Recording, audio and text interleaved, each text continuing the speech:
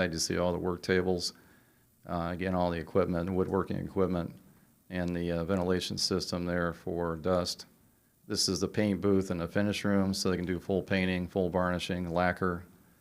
Engineering lab, you see the workstations around the perimeter there.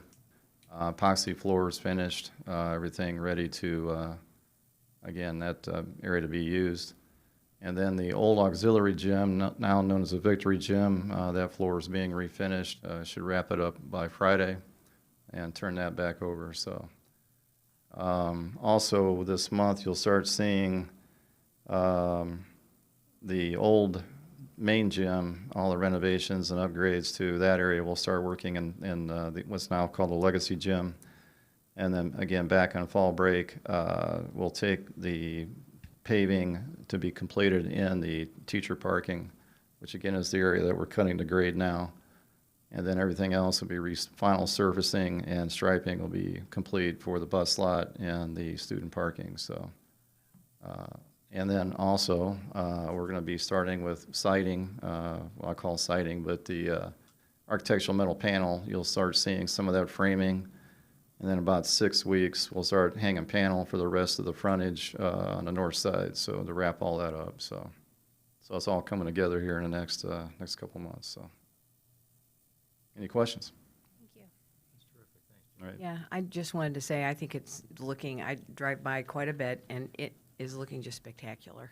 Great job. Thank you. Thank you. No, for quite a while, that parking area was torn up, and people were asking what's happening. It's like a bomb went off, but you know, it's getting there. So. Yeah, it is. Thank you. Thank you. I've heard a lot less complaints about student drop-off, pickup, flow. Yeah. All right. I'm going to move on to the approval of the consent agenda. And I always like to remind people that the items on the consent agenda are the minutes of August 5th, 2025, school board meeting, and then bills, claims, payrolls, and accounts, and personnel recommendations. And I'm going to ask the board if anyone would like to remove anything from the consent agenda to talk about or discuss for a separate discussion. Anybody? Okay. Is there a motion to accept the consent agenda? So moved. Is there a second? Second. Any discussion? All those in favor say aye. Aye. Aye. Okay. Next is a report on Homestead High School additions and renovations budget for July 2025. And Mrs. Libby. Members of the board, each month we report on the Homestead project budget from July 1 to July 31st. The project incurred just under $172,000 in expenditures. Since the inception of the project, total expenditures have reached $187.7 million. We've also receipted in just under $7.3 million in interest, earnings, and dividends. Project continues to progress, as Jay alluded to, with funds starting to close out probably towards the end of this calendar year. All right. And next would be the report on Education and Operations Funds financials, July 2025. Again, Mrs. Libby. Members of the board, in your board pack starts out with the education fund. Our cash balance at the end of July was $10 million, just under $10.2 million, 17% of our approved budget. When combined with rainy day funds, this represents 20.8% of the budget, an improvement over the last year of 18.6% this same time last year. Revenues stand at 57.6% of annual projections, while expenditures are at 54.5%, both consistent with expectations at this point of the year. For the operations fund, excluding the bond proceeds from 2024, the cash balance was $5.3, representing 20.9% of the approved $25 million budget. Including bond proceeds, the operation fund stands at $17.9 million. Expenditures through July are 52.7% of the budget, which is a slight improvement from 58% last year. We also have completed $3.5 million in budgeted transfers from the education fund to the operations fund towards our annual allocation of $6 million. All right. Thank you, Mrs. Libby. Next will be a report on student enrollment, and once again, we're going to go back to Mrs. Libby for this information. We'll see if this works. So great, yeah, it does work. So this year's data is going to highlight enrollment. The first several slides are going to be building across our elementary buildings, middle and high school, as well as some historical trends. Included breakdowns of each one of the schools. I'm not going to go into detail of each one of the elementaries. Middle school, I'll probably just highlight some of the outliers that I've noticed and wondered. I do want to, before we start, just say that this is as of today. So these numbers are as of today, and certainly you all are aware that count date is October 1st. So just keep in mind these are still projected 25, 26 numbers. You can see that a boy starts that alpha program in first grade. So looking at kindergarten to first grade, we've got some jumps there. But no real outliers at a boy. Overall, relatively steady. Covington, and you'll see this on several of the elementary buildings, and really overall, there's going to be some peak years, particularly in the 21-22 school year, 22 and 23 school year. But you'll see that Covington is no different. 21-22 was their peak year, and they've taken a steady decline over to our projections of 25-26. Looking at Deer Ridge.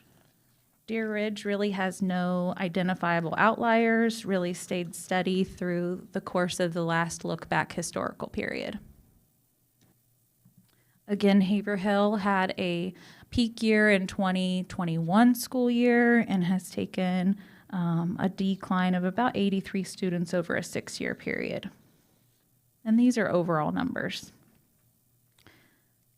Looking at Lafayette Meadows, strong class sizes. Again, peak years are going to be in 1920 and 2021. And then we've taken a bit of a decline over the last 4 years, around 116 students from the 21-22 school year. Whispering Meadows, similar story. There's been a bit of a decline since the 21-22 school year, 22-23 school year. Also, something to note that I noticed is some of the cohorts are losing at Whispering Meadows a bit more than other elementary buildings. So if you see that kindergarten class of 111 go down to 107, 97, and then ultimately this year is sitting at that, 88, following that cohort.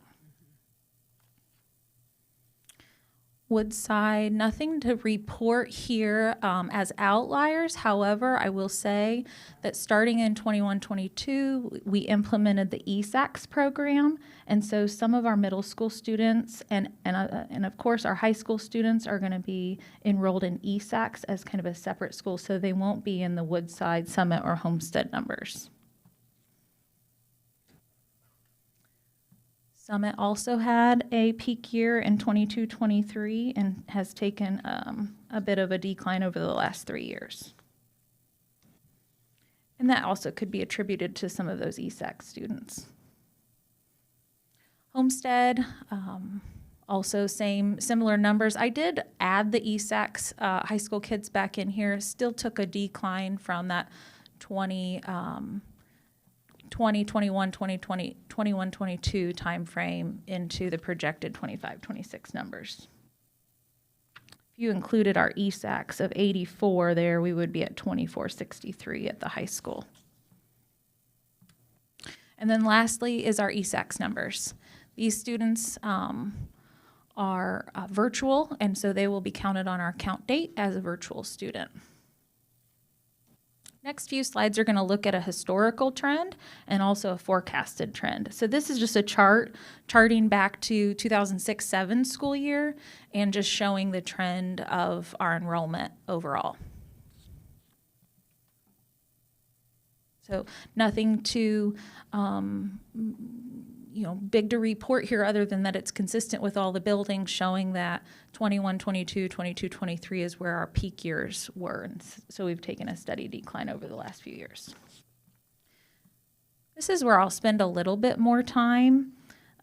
So looking back at the last few years, you can see that our average retention for cohorts, and I'll try and briefly explain cohorts, but basically a simple method is it's a group of students who enter at a grade level together and then move through our system tracking those cohorts. And so we understand that a kindergartner going into first grade, first going into second, and so forth.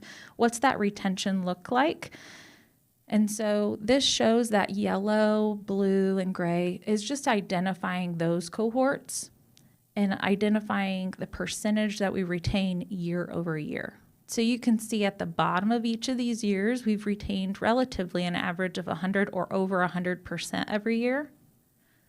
But one thing to note would be the average class sizes of our outgoing seniors, our upperclassmen, our larger class sizes in general than our incoming elementary students. So one thing to notice would be circled there in blue. The average class size from 7th grade to seniors would be 613, where highlighted in red, 1st through 6th, our average class size is 516.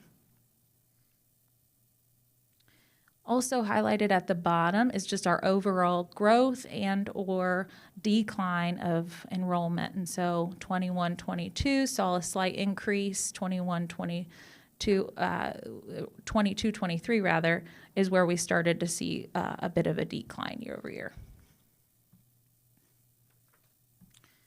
Now, what does that look like projecting out? So this is a hard, very complicated, we can get into the weeds to try and forecast what enrollment numbers will look like over the next 10 years. But generally speaking, if we take past and project it into the future and say we're relatively retaining, on average 100 or more % of our students, what does those class sizes look like? Keep in mind that from 2030, through those last 5 years, those kids haven't even been born yet, right? So this is this is taking those same numbers on the prior slide and following those students through on the yellow graph. And you can see total enrollment is still projected to drop. I did run this a number of ways. I changed our kindergarten class to, upwards of 500. Our largest class over the last 15 years was 535 in kindergarten, and I ran that through those cohort survival calculations. I still landed with a loss. So this is a pretty conservative approach to, all factors not being necessarily forecast and looking into a crystal ball, but this would be our best projection. I'd be glad to answer any questions. Thank you. And that's great news, right? Yeah. But thank you. Eye-opening for sure. Do you have some questions that you wanted to ask about this, Doug, or do we under? I think I can wait until. Okay. Thanks. Sure. Okay. Thanks, Randy. All righty. Thank you very much. All right. We are now going to move on to the discussion of the strategic plan, intra-district transfer, inter-district transfer, and K-12 student programming. And this would, Dr. St. John would be going to lead. Thank you, Mrs. Moppert.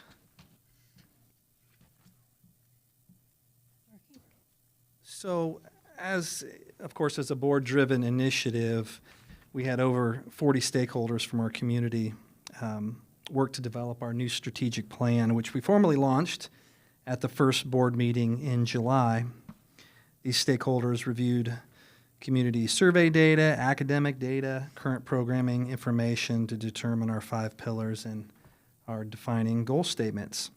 And then, of course, we had pillar committees that worked to narrow the plan to specific strategies and measures of success. And as we've discussed regularly, we do plan to report to the board progress we're making and directions the strategic plan is taking us. And so that's what we're doing tonight.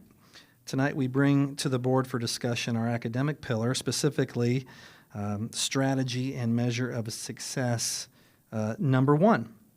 So I'll read that for you.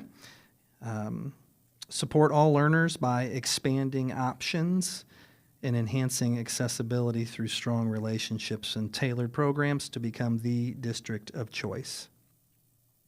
And we'll measure our success when students feel supported, enrollment remains strong, and a clear plan for expanding opportunities for all learners throughout the district is laid out. And so, in essence, over top of our view of our historic one-room schoolhouse there, we're launching a discussion on Southwest Allen County Schools being the district of choice.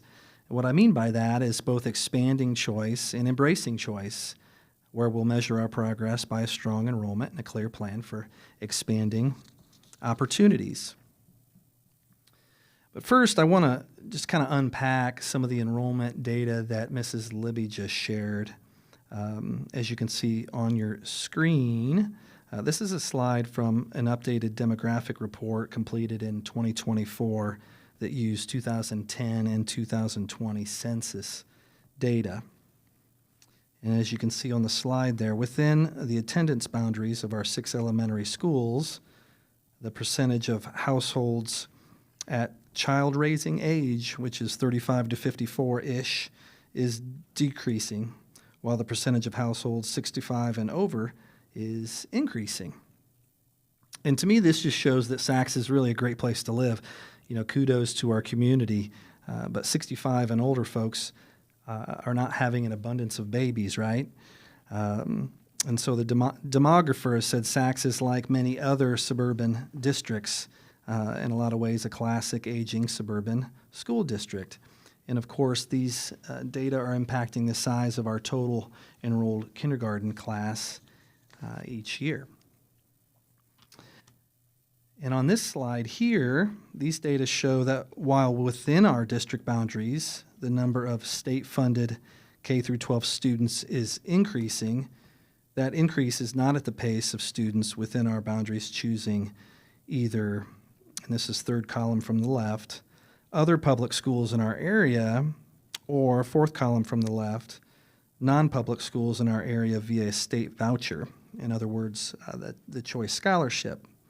And just kind of, this isn't on your slide, but since 2020, if you do the math, public transfer, so outgoing transfer for residents in our community is up 109%, and non-public transfer with the voucher is up 304%.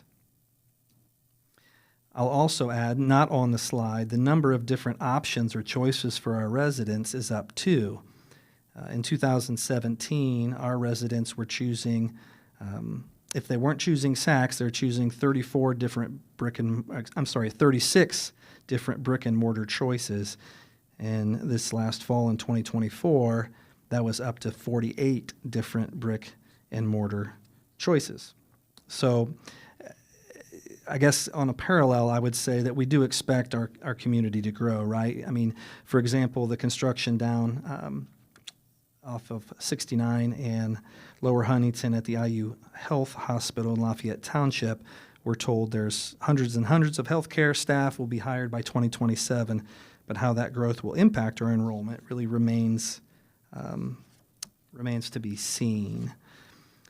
So what I'm sharing with you tonight and recommending is a deliberate and strategic meaning via our strategic plan, really a 4-phase plan to really begin a discussion on Sacs being the district of choice, so both expanding choice and embracing choice, where we'll measure our progress by a strong enrollment and a clear plan for expanding opportunities.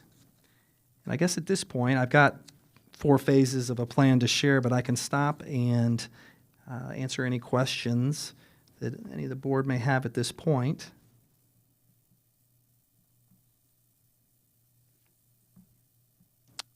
Okay. We can do questions at the end. Yeah, we'll do questions at the end for sure. So phase 1, up on the screen, is really in an abundance of transparency and listening to our stakeholders. We'll discuss the goals and phases to build knowledge and understanding around these phases. Of course, we want folks to be understood and be heard. And so what we're looking at is over the next up to 60 days at our board meetings, having some discussion related to this plan. We will schedule a community forum on September 8th, 7 to 8 in the Homestead High School gray box, and I believe that by the end of the evening we'll have a website up and running with some Q&A related to this 4-phase plan. Of course, this will all support policy design and decision making, and we've got some flexible dates because we want to respond to feedback. So phase 2, should the board want to move forward beyond phase 1, after through some discussion phase, then we'll move to phases 2 through 4. And what's not on the screen, maybe explicitly, is that the goal of phase 2 would be to expand choice and opportunity for our residents per our strategic plan by opening up a level of intra-district transfer, also known as resident transfer, within our capacities. So they're up there on the screen. We would be looking to update some of our policy this fall. We would then be looking in early 2026, so January, February, at determining capacities available in each of our 6 elementary schools and 2 middle schools, communicating those capacities in approximately February. And if we had the potential there for more of our residents to choose schools other than their home school, we would need to conduct a sort of lottery. That would be around March of 2026, and then communicate those transfer request outcomes to families in March as well. And again, intra-district transfer, that is for residents, would provide additional choice for our in-district residents. Of course, transportation would be the responsibility of families if those schools are outside of the homeschool attendance area within our district. Phase 3 then, the goals of phase 3 would be to, again, per that strategic plan, support strong enrollment in Sacs by opening up a level of interdistrict transfer. Interdistrict transfer, in other words, would be a level of open enrollment for non-residents, of course, limited by our capacities after that intra-district transfer, so transfer opportunities for residents and beyond what we already do for our employees who live outside of our district. So as you can see there, and this would be, again, opening for the 26-27 school year. The timeline would be to update some policy this fall, and then to determine capacities for the 26-27 school year. That would be in March of 26. Again, this would be for non-residents, and after residents have a level of choice. We would communicate those capacities on our website in April, and if we had more folks requesting an interdistrict transfer than what our capacities have available, we'd be looking at conducting a lottery, and that would be at a public meeting, and then we would communicate those interdistrict transfer outcomes to families in May. And there, then at the bottom of your screen, again, interdistrict transfer would be one of many measures that will continue to enhance existing programs as well as create further educational options for our students. You know, as we know, resources come with additional students per state funding in Indiana so that we can sustain programs to the level we desire and create new ones with those additional resources. And again, interdistrict transfer, so that would be non-resident transfer. Of course, transportation would be the responsibilities of families. And then moving into phase 4 of the plan, per our strategic plan, the goal of phase 4 would be to both expand choice and opportunity for our students and families, and to support strong enrollment in Sacs by expanding options and tailored programming. And so as you can see there on the slide, we've already, of course, been talking about expanding our CTE Center programming with the upcoming building project. And so we'll, this school year, explore specific CTE Center programming. Some examples of specific CTE Center programming could be, but not necessarily for us, an early childhood center. You know, we've got just a number of different kinds of CTE programs that we could embrace that we don't already have, anywhere from advanced manufacturing, EMT, pharmacy tech, physical therapy, environmental management, etc. Parallel to expanding CTE Center programming would be exploring elementary programming, and we'd like to call this elementary signature programming for the exploring that during the 25-26 school year. Some examples of what elementary signature programming or themes or specialties might look like: that would be dual language immersion programming, fine arts, STEM, potential for international baccalaureate, or classical or environmental or nature-based education. So essentially really expanding opportunities and options at the secondary level and at the elementary level. Planning for that and potentially staffing for that during the 26-27 school year for a launch, a level of launch in the 27-28 school year.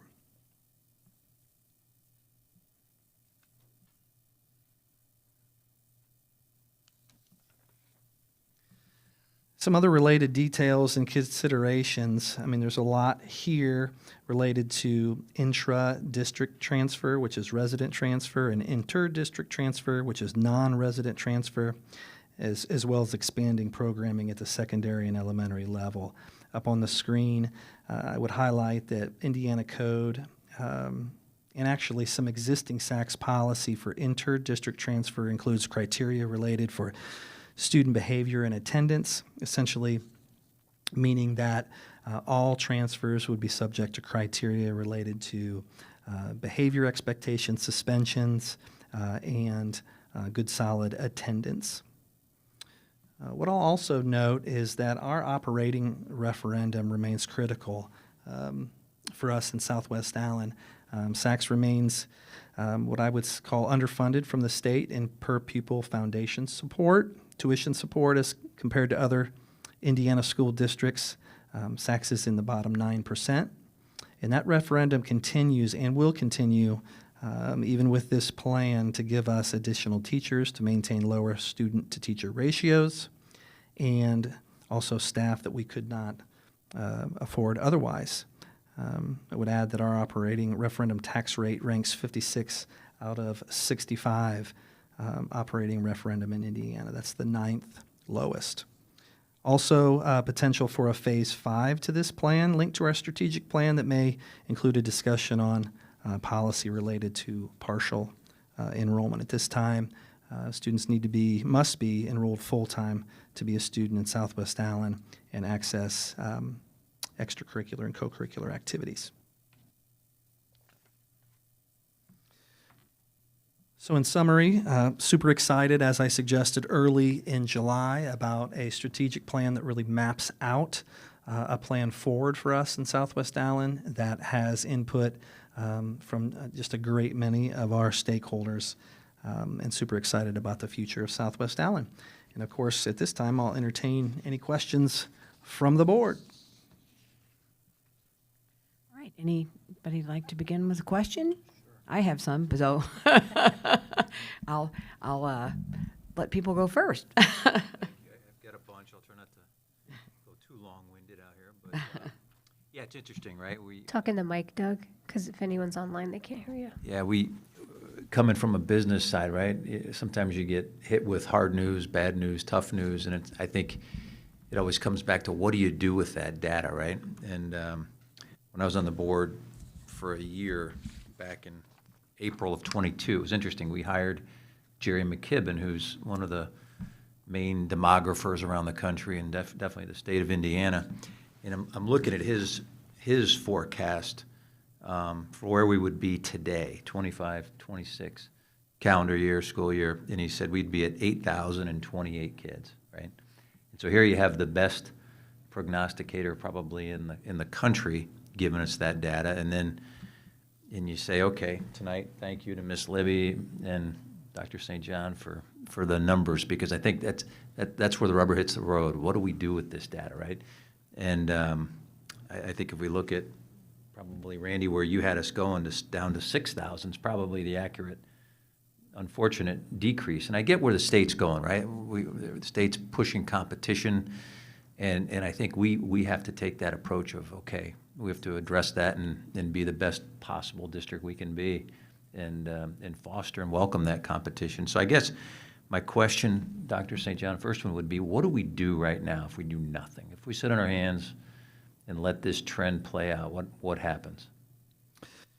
That's a great question, Mr. Copley. Without a crystal ball, I'm not sure that we'll know with 100% certainty.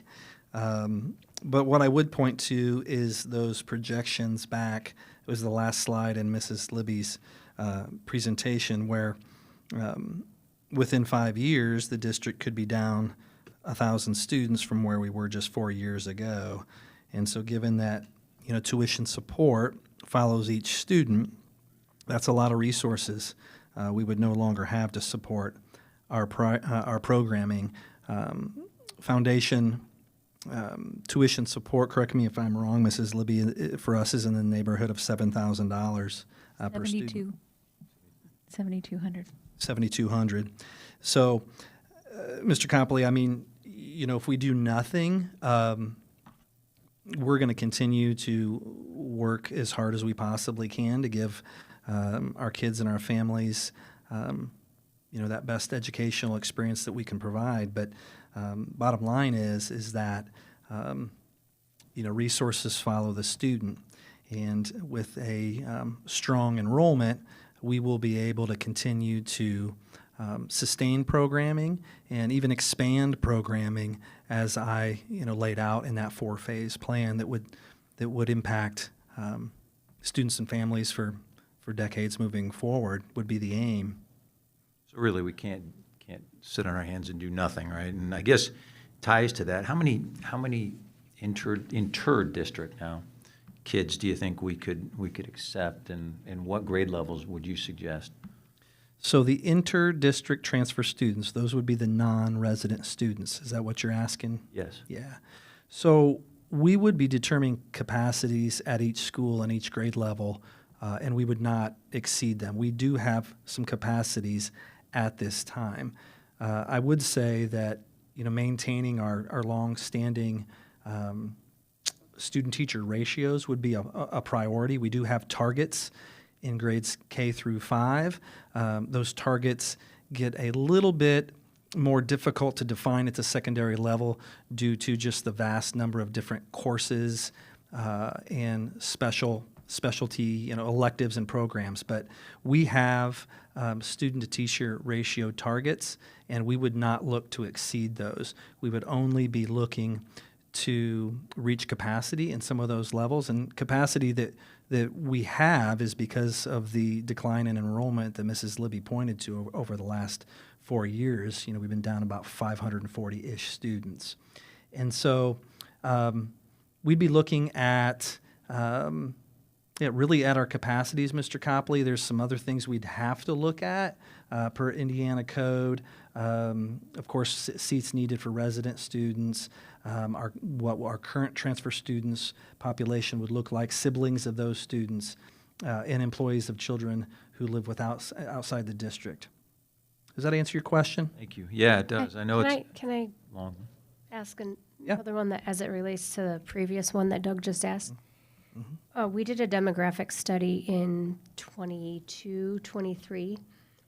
Stacy, is that posted anywhere? Do you know, like our previous demographic study that showed what? No, okay. I don't know as it is, but for those maybe who don't remember. This is when it was done? Okay, yeah, April of 22. That was just updated. I mean, that's what they told us, right? Like, your residents are aging. And then when you look at the national data, in 2008, 2009, when the birth rate dropped in half, and that's continuing to decline, it's just that is exacerbating the low enrollment in kindergarten too, because there's less kids. Yeah. But I didn't know if this was posted anywhere, or if people had not seen that data. And if I could ask one more, I don't want to get too long-winded, but how would you decide the capabilities, or how would we decide the capabilities for the intra-district rules? How would you? Yeah, that's a good question too, Mr. Copley. as we laid out in the plan, we would open up the resident transfer or the intra-district transfer each year before the non-resident transfer. And that would look very similar.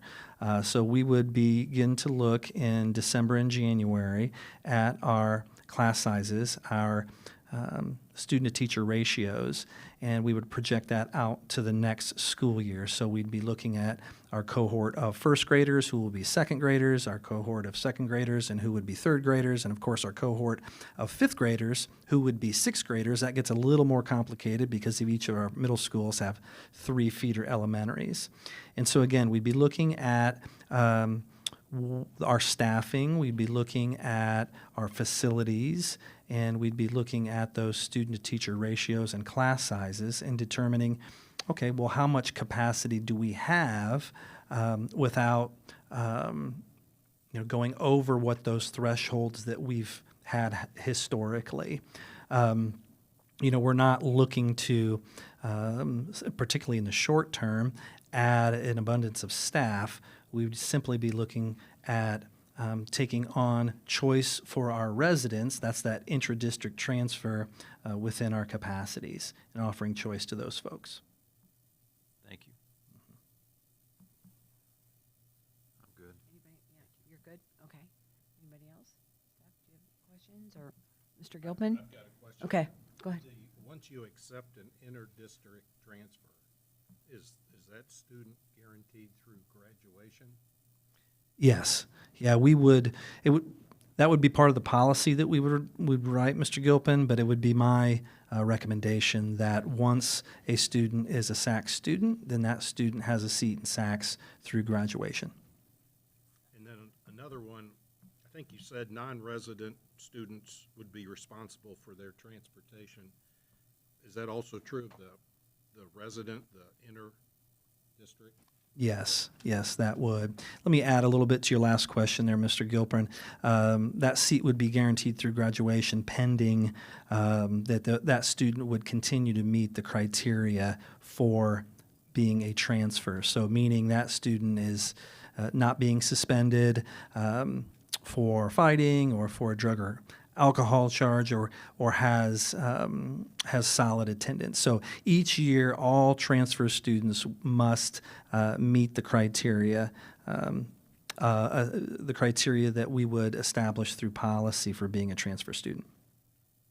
And then I think you called it elementary signature programming. Can you give us that list again? Yeah, sure.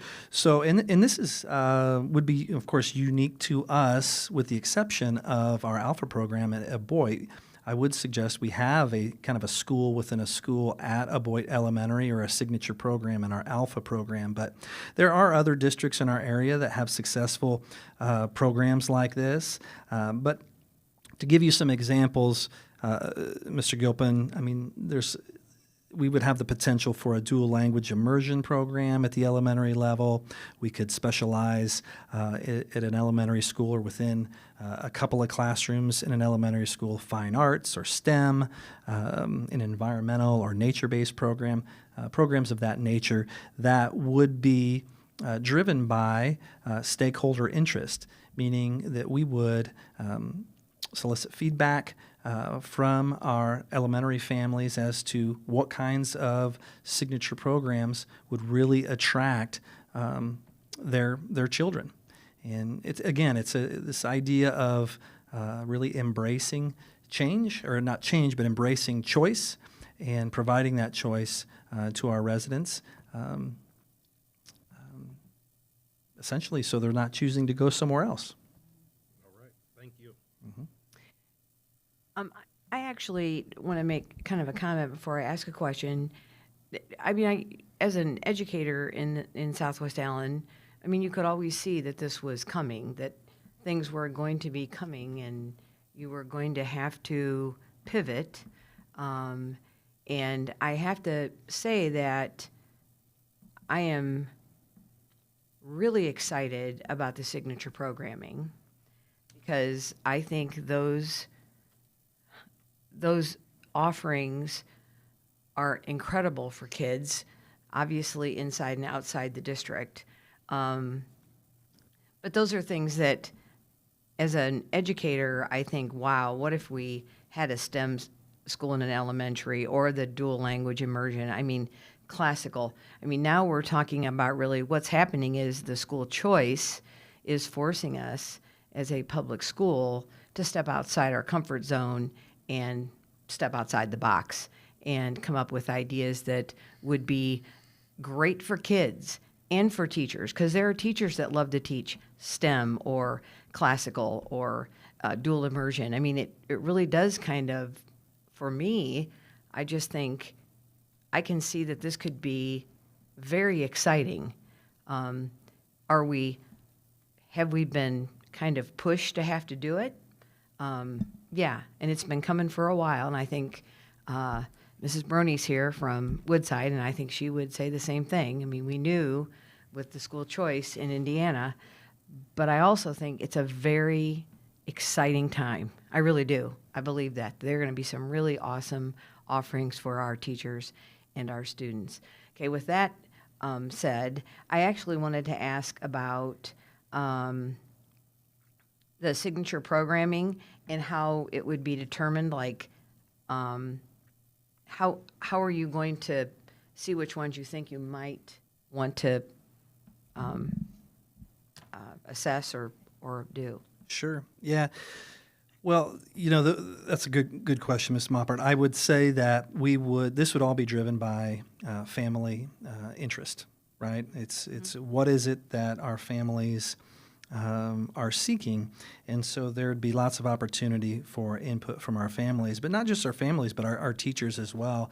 I mean, as you pointed to, we have staff that have passions that could really be ignited through development of a new program or a new choice within an existing elementary school. So I would say that I see this as this is an ambitious plan. There's a lot of heavy lifting in what we're laying out moving forward. So likely with an elementary signature program, we would start potentially in one building, in one or two grade levels, likely K1 or 1-2, and then grow from there. Right, thank you. Keep going. I actually really don't have any other questions to ask, so if you I have want to. a couple questions in regards to the CTE that we've been talking about. How are we going to determine the programming that's offered in that new building? I mean, if we're looking at a lot of money and a lot of resources right now. I think Ms. Kleber may be eager to answer this question. Yeah, we're currently working with our middle schools. Obviously, we have a great community partner in JA, and there is some data that we can garner from that to drive the programming. So we know what our kids are going to be interested in, and we can tailor those programs. We also need to work with our community and know what jobs are needed so we can train the students to be ready for those jobs. So what examples, I think Dr. St. John gave us some, right? Like early childhood. Yeah. I mean, what are some other, like, do we have a list already prepared of?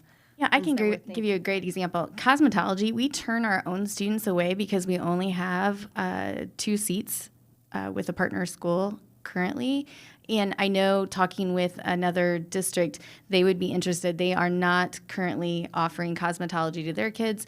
They would be interested in partnering with us as well in that program. And how are we going to work with the other districts so that, like, I mean, if one's already offering automotive, do we also need to offer automotive? Or do we do a program that's not being offered because then you have students that will choose to come to us? Sure. It's the choice. Absolutely. So again, some of those programs, I think there's like 69 on the state list that are approved. We know that we need to look at the price tag and then also look at the student need. If they're not interested, we can't really offer that. We do know that the surrounding CTE centers and what they're offering, and so we can be cognizant of that as we look to our programming to not maybe duplicate. Yep, that was okay. Thank you. Are there any other questions? Can I just ask one more numbers question? Sure. How will the funding, I guess if we're at 7,200 right now, how will that carry on with the funding formula? And, you know, if we continue down this path and we open up the enrollment, will the money follow the student immediately? Is that how it will work? Mrs. Libby, feel free to jump in here, but yeah, Mr. Copley, those funds follow the child each year. That's been happening, I think, since 2012. Yeah, 12, somewhere in that time frame. Yeah. yeah, and so those funds follow each student each year, and so when we talk about being down. We talk about our kindergarten class being down, say, 50 students. That's 50 students times that foundation amount for 13 years.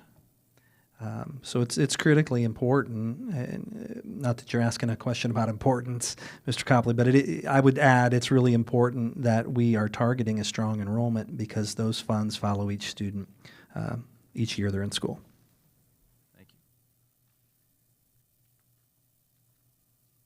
I think to add to that just a little bit would be that we have a fall and a spring count for how the money follows. So October 1 is our fall count. That gets reconciled from July to December. Our spring count is February 1. That gets reconciled from January to June of each school year. And once we have count day and the state says this is what you're getting based on your enrollment, and let's say we get the funds, right? I think we get some of them in December, January, or whatever it is.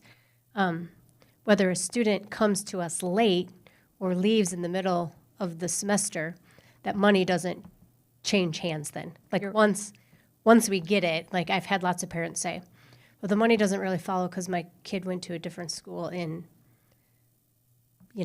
November. Well, it's already allocated to a school district where they enrolled. Correct. And after so count date. Where they're at on October 1st Is where the money goes. is where the money goes.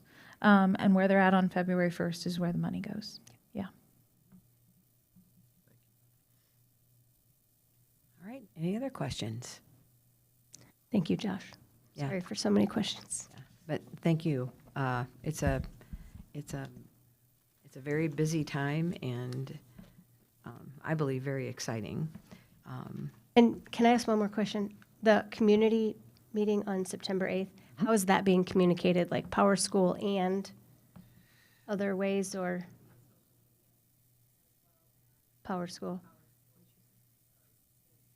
All Parent the Square. communication channels. That's what I says meant, Ms. Parent Square. Did I say Fleming. Power School? There's too many. There's too many schools. Okay. It's currently posted on the website. That'll be in an email blast to all families this Friday, I'm seeing. Thank you. All right. Thank you very much for all your hard work and your presentation, which I think was very clear and definitely organized. Thank you. We're going to move on to the recommendation of approval of the 2025-26 school-sponsored school year camps, programs, and events. Mrs. Kleber. Thank you, Mrs. Mappert. I am bringing back the 25-26 school-sponsored school year camps, programs, and events for final approval. I brought these at our August 5th, and as I shared, they are similar to the year before, but I'm happy to answer any questions. All right. Do I have a motion? So moved. Do I have a second? Second. Is there any discussion? All right. All those in favor say aye. Aye. Aye. Opposed? All right. Move on to number 7 on the agenda. And it is the recommendation of approval of resolution for Neuer Road property acquisition and related matters. And that would be Dr. St. John. Thank you, Mrs. Moppert. Well, as a long-term endeavor, there's been several past administrative teams that have worked on the district securing some additional land. Recently, we've had some executive sessions. As you know, we've discussed the 58 acres available on Neuer Road. And what you see in your board pack laid out in the resolution is a purchase agreement, setting parameters and a maximum price offer. Should the board want to move forward with granting authority to purchase the land through this resolution, then we would move into an inspection period of 180 days. If through that period, due diligence checking reveals no major financial or material changes, and assuming all parties agree, then we'd presumably assume ownership of the land at that 180-day or within that 180-day timeline. If during the inspection period there are major financial or material changes that surface through the due diligence report, then I'd come back to the board with an updated resolution and a different purchase agreement. Happy to answer other questions. I guess a question that I think, in lieu of just talking about the strategic plan, in that we're looking to be the district of choice, and we're looking here at possibly purchasing more property, which is closer to Bass Road. I guess maybe I'm thinking that maybe some community members that are listening or people in the audience are kind of wondering, well, you're talking about district of choice, and that we've gone over the numbers, and that why would we need to be looking at any more property? And I just think it's something that maybe you could answer to the people in the community. Yeah, sure. That's a great question. I would say that our district's going to be here for a long, long time, we hope, right? And so we have short-term goals, and we have long-term goals. We have short-term projections, and we have long-term projections. I would say that right now, currently, the only land that the district has that would be able to support any kind of a school of any size would be the 20 acres that's just west of Covington Elementary, where we intend to put a career and technical education facility. And so after that, we have no land, and there's a lot of, we still have neighborhoods popping up, and we have available space out in Lafayette Township, of course. So I would say that while we're looking at really leveraging this 4-phase plan per our strategic plan to fill capacities in the short term, we anticipate growth in the long term, and that hence it's wise for us to be in the market for land at this time. All right, thank you. I just wanted to make sure, because I think that we up here understand that, but I think that might be confusing to community members. And I also get really excited about this district of choice, thinking that not only at some point do I think the district will grow with new opportunities, but I also think really becoming the district of choice may bring more people in and wanting to come, and I think that's a really good idea that we're doing this. But I just wanted to make sure that people who are watching would understand. All right, I'm going to go to, do I have a motion? So moved. And a second? Discussion, any more discussion? All right, all those in favor say aye. Aye. Opposed? All right. We are going to move on now, but we're now going to hold a public meeting on the lease amendment and additional appropriation of bond proceeds for the 2025 district-wide project. And I'm going to turn this over to Mrs. Libby to see if she'll take it from here. Sure. So we've been discussing our bond process over the last several months and the projects that we will ensue. This is the next legal step, and I'm actually going to pass the buck as well and turn it over to our bond counsel, Jeff Quackenbush, who explains kind of the purpose of the meeting today. The two next agenda items are two resolutions that are associated to this as well, but we'll open up a public hearing, and Jeff will be able to explain that a bit more. Thanks, Thank Jeff. you, Ms. Libby. Madam President, members of the board, Jeff Quackenbush, pleasure to be with you this evening. So this is the bookend of the 6-month-long legal process that we have gone through to approve the financing for this set of projects. You had 2 public hearings back in the spring. Those were called the preliminary determination public hearings. Then after you went through that and were not requested to go through any sort of additional community approval process, then we embarked on the lease financing portion of the process, which started with a meeting about a month and a half ago, then this public hearing this evening. None of the financial parameters with respect to the project or with respect to the financing have changed over that course of 6 months. So we won't go into any of the details regarding the financial parameters that were approved by you all back in the spring of this year and were published in various notices. But this is the last legal process that you need to go through. Once you approve this process, that doesn't mean you are going to issue the bonds. You will then have the construction process move forward. And once you receive construction bids for certain portions of the project, including the CTE building, then at that point in time, you'll instruct the building corporation to then issue bonds in an amount necessary to cover the costs of those projects. Once we complete this public hearing this evening, there are 2 resolutions that are in your board packet. The first one is confirming the lease amendment and the issuance of the bonds up to $85 million. The second one is approving the appropriation of the bond proceeds and interest earnings up to an amount of $100 million.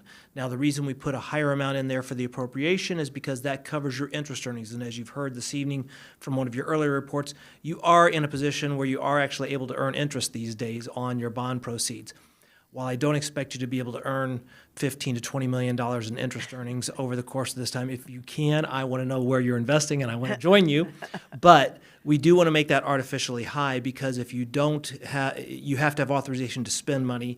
And if you have a situation where you would set that artificially too low, then you'd have to come back and have another public hearing before you spend that additional money, which would slow down the project and the process, or you would violate Indiana law. Once the project is completed, if you have any appropriation left over, it just goes away. So it's an abundance of caution just to set that artificially high, just to make sure you don't have to repeat the process again or forget to do that. So with that, I'd be happy to answer any questions you may have about the process or the project in general.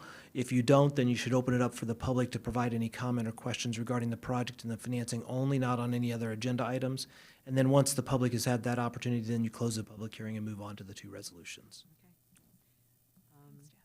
Yeah, I actually was going to say at this time, does anyone wish to comment or ask questions? If so, please approach the microphone. Anybody? Bueller.